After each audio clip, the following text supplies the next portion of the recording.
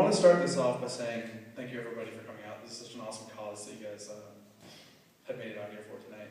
And I do want to quickly introduce something about slam poetry, and it is a very intense and emotional form of free-form poetry that often sounds more like a speech than it does a poem.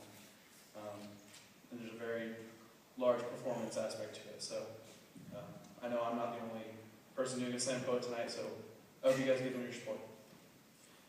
And this is my original slam poem, Shame Drug. On an average day in a normal place, an average person doesn't normally shoot up heroin the moment they walk home after a long, hard day's work. Because it's not normal to be addicted, right?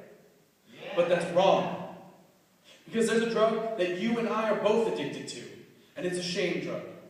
And while that addiction might not be visible to you, it's there, crawling up your skin and clawing at your back, leaving scars while you're none the wiser. And this drug, it's not illegal, and it never will be. It manifests itself in the form of inertia, sinking its dark, rotten teeth into you.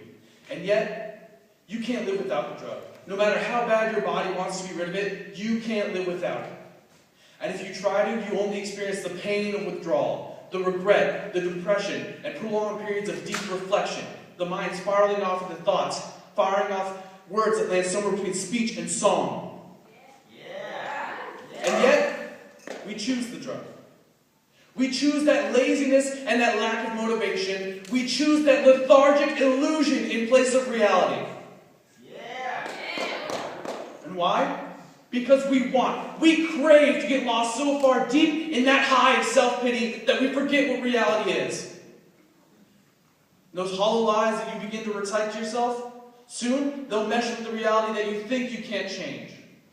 Until one day you realize that you've been filling your veins with regret and sloth for 10, 15, 20 years and not even care enough to ask where it all went. And by then, you'll be trying to desperately convince yourself and others that you're finally going to quit, that you're finally going to make something of yourself.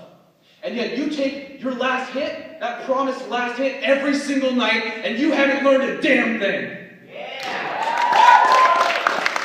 So you need to do something for me. The next time that you're looking through the eye of that needle plunging straight into your veins, you take your eye off of that one, look me in mine, and tell me you're not ashamed. You can't. And I can't. But there is something that you can do, and that is to try again. Because yes, we are whittled down by that infinite cycle of relapse and recovery, but because of that cycle, we have one goal in life.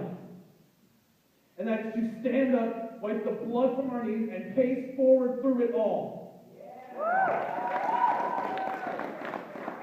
Because we have not lost that time forever, we have simply misplaced it. So when you come to after a night that you're glad you can't remember, and you can't find a single unmarked spot in your arm to shoot up, and you can't find a bottle left that you haven't abused, you think of me and of my words. Because I am here to put those chills in your spine, and I am here to put those thoughts in your mind, and we are here to live our lives.